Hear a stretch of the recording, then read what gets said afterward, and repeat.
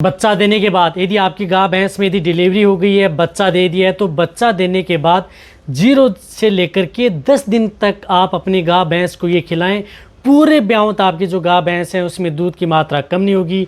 दूध की मात्रा पहले से आप अच्छी ले सकते हैं।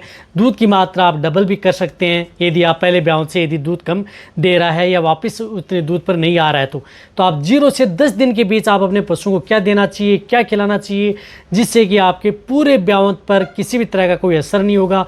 पूरे ब्यावत आपका पशु है वह प्रॉपर दूध देता रहेगा, साथ में बीमार भी नहीं होगा। तो क्या देना चाहिए, क्या करना चाहिए, बहुत इस तरह जो पशुपालक हैं या डेयरी फार्म वाले हैं उनके बार बार कमेंट्स भी आते हैं। फील्ड में हम जब जाते हैं तो इस तरह के जो दिखते हैं पशुपालक बताते हैं, तो हम कहते हैं कि 0 से 10 दिन के बीच आप अपने पशुओं को ये खिलाएं, तभी आप अच्छे बेनिफिट ले सकते हैं। तो क्या देना चाहिए डिटेल से बताया जाएगा। चैनल पर पहली बार आए तो पहली बार चैनल को जरूर सब्सक्राइब कर लें, साथ में बेल आइकन ऑल वाला ऑप्शन दबाएं। आपको पता है कि यहाँ पर सही जानकारी के साथ वीडियो दी जाती है। आते आप वीडियो को जरूर लाइक किया करें और दोस्तों के साथ ही चैनल की वीडियो जरूर शेयर किया करें, ताकि उन्हें भी प्रॉपर नॉलेज इस चैनल के माध्यम से मिले। देखो, यदि आपकी जैसे गाय भैंस की डिलीवरी हुई, बच्चा दिया, बच्चा देते ही आपको क्या करना है कि सबसे पहले आपको क्या करना है कि जैसे यदि आपकी गाय भैंस ने डिलीवरी दी है, बच्चा दिया, चाहे फर्स्ट ब्यावत हो, चाहे 10वां ब्यावत हो, चाहे 5वां ब्यावत हो, आप उनको देनी है सबसे पहले घर पर रखनी है कैल्शियम जेल। देखो, कैल्शियम जेल आप अपने पास जैसे कोई भी पशु की डिलीवरी होने वाली है, बच्चा देने वाला है, तो उससे पहले आप अपने घर पर रख लें। तो कैल्शियम जेल में क्या होता है, जैसे कैल्शियम होता है, फास्फोरस होता है, विटामिन D3 होता है, कुछ इसके अंदर आयुर्वेदिक गुण भी होते हैं। तो कोई भी एक अच्छे ब्रांड की आप कैल्शियम जेल है 300 ग्राम 350 ग्राम की या 300 ml 350 ml की आती हैं, वह आपको क्या करना है कि तुरंत आप जैसे बच्चा दिया, बच्चा देते ही वह एक जेल आप उन पशुओं को पिला दें। तुरंत आपको उसको पिला देनी चाहिए।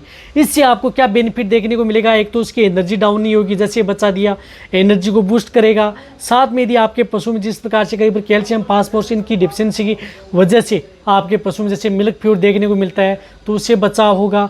और कई बार पशु समय पर जेर नहीं डालता है, तो इससे क्या होगा कि आपका पशु आसानी से जेर भी गिरा देता है, कई बार कैल्शियम की डिफिशिएंसी और कई भी दिक्कत हो सकते हैं। जैसे आपके पशु में प्रोलेप्स है, शरीर दिखा रहा है, आंवल है, कई बार नहीं दिखा रहा है, फिर भी बच्चा देने के बाद में दिखाना प्रारंभ कर देता है, तो उनका समाधान भी आपके पशु में हो जाएगा। तो सबसे पहले आपको ये कैल्शियम जेल है वह आप उन पशुओं को पिला देनी है। उसके बाद में आपको क्या करना है कि आप उन पशुओं को थोड़े समय बाद में जेल पिला दी, और उसके बाद में आप उन पशुओं को थोड़ा क्या करना है कि सूखा चारा आप उन पशुओं को खिलाना है। सूखा चारा आप उन पशुओं को दें। जिस प्रकार से रही बात अनाज आपको नहीं देना है, इस बात का आपको ध्यान में रखना है। बच्चा देने के तुरंत बाद आप उन पशुओं को अनाज यानी ज़्यादा कार्बोहाइड्रेट प्रोटीन युक्त जो अनाज हैं वो आप उन पशुओं को न दें। तो उसके बाद में आपको क्या करना है कि जिस प्रकार से थोड़े समय बाद में आपको जैसे गुड़ का पानी है, अजवाइन है, 200 से 250 ग्राम गुड़ ले लिया, 50 ग्राम आपने अजवाइन ले ली, साथ में 50 से 100 ग्राम मेथी दाना ले लिया, या ये हल्दी ले ली 20 से 50 ग्राम। इन सभी का आपको एक काढ़ा सा बना लेना है, गर्म करके उकाल करके, और वह काढ़ा आप उन पशुओं को दे देना है। ये काढ़ा क्या करता है कि आपके पशु की जेर है वह आसानी से गिरा देता है, साथ में एनर्जी को बूस्ट भी करता है, पशु की बच्चेदानी का इन्फेक्शन है उससे बचाता है, और सब बच्चों की बच्चेदानी की सफाई भी प्रॉपर करता है। तो ये काढ़ा भी आप उन पशुओं को दे दें, तो इससे क्या होता है कि आपका पशु आसानी से जेर गिरा दे।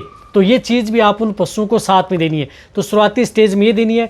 फिर क्या करना है कि आप उन पशुओं को जिस प्रकार से 0 से 10 दिन के बीच आप उन पशुओं का ये ध्यान में रखना है कि यदि उसने प्रॉपर यदि जेर डाल दी है, यानी समय पर जेर गिरा दी है, बच्चा आसानी से सही हुआ है या किसी तरह की कोई दिक्कत नहीं हुई है, तो उसके बाद में उनको क्या करना है कि धीरे धीरे थोड़ा थोड़ा अनाज आप उन पशुओं को देना स्टार्ट कर देना चाहिए 4 से 5 दिन बाद में।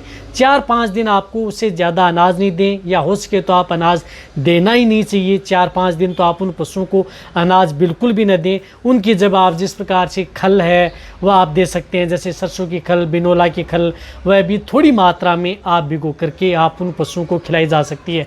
अनाज जिस प्रकार से ग्वार है, बाजरा है, या अदर कोई जिस प्रकार से गेहूँ है, जो है अदर कोई भी जो मोटा अनाज है, मक्का है, वह आपको 5 दिन तक आप उन पशुओं को भूल कर भी नहीं देना चाहिए, ताकि आप अपने पशुओं को सेफ रख सकें।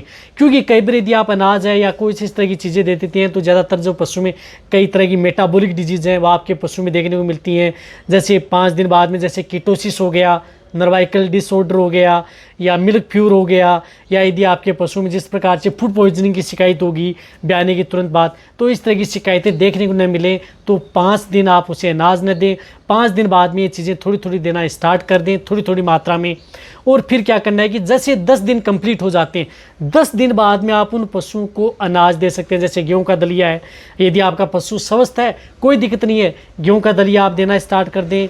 और साथ साथ में जैसे बाजरा है, मेथी है, अजवाइन है, ये आप लगातार आप उन पशुओं को, कंटिन्यूटी साथ में गुड़ है वह भी आपको उनको 10 दिन बाद में धीरे धीरे उनकी डाइट आपको बढ़ा देनी है। और फिर क्या करना है कि जैसे 10 दिन थोड़ी डाइट दी, 11वें दिन और ज़्यादा दी, 12वें दिन और दी, इस तरह से आप डाइट उसे 15 दिन के भीतर आप उसे फुल डाइट पर ला सकते हैं। तो इस तरह से यदि आप 0 से 10 दिन के बीच यदि आप ध्यान रखेंगे तो आपके पशुओं में दूध का जो पूरे ब्याह दूध की मात्रा कम नहीं होगी। रही बात इस बीच में यदि ज़्यादातर जो पशु में मिल्क प्योर होता है, जो ब्याने के तुरंत बाद में हो सकता है, कीटोसिस होता है, साथ में फूड पॉइजनिंग की शिकायत ज़्यादातर पशुओं में देखने को मिलती है, या अदर कई यदि आपके पशु में नेगेटिव एनर्जी डाउन हो जाती है, या कई बार जो आप अनाज की मात्रा ज़्यादा दे देते हैं तो कई बार पशु में एसिडोसिस की शिकायत है वह पशु में देखने को मिलती है। जैसे पशुओं के पैरों में सूजन आ गई, लंगड़ा करके चलना, पेट में पानी भरना, इस तरह की समस्या है। तो ये समस्या आपके पशु में देखने को नहीं मिलेगी। 10 दिन आप उन पशुओं का ध्यान रख लें, 10 दिन बाद में आप उन पशुओं की थोड़ी थोड़ी डाइट देना स्टार्ट कर दें।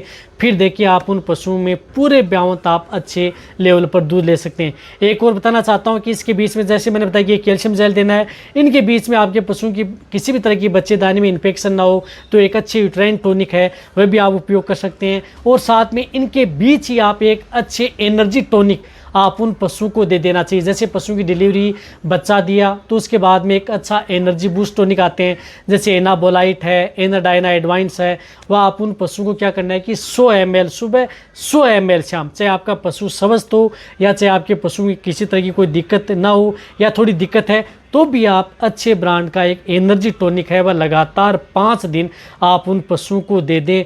फिर देखिए आपके पशुओं में लंबे समय तक दूध की मात्रा बनी रहेगी, पशु बीमार नहीं होगा, मेटाबॉलिज्म से संबंधित दिक्कत आपके पशु में देखने को नहीं मिलेगी, पशुओं में किसी भी तरह की एनर्जी डाउन नहीं होगी, जिसकी वजह से पशु में दूध से संबंधित कोई समस्या आपके पशु में देखने को मिलती है।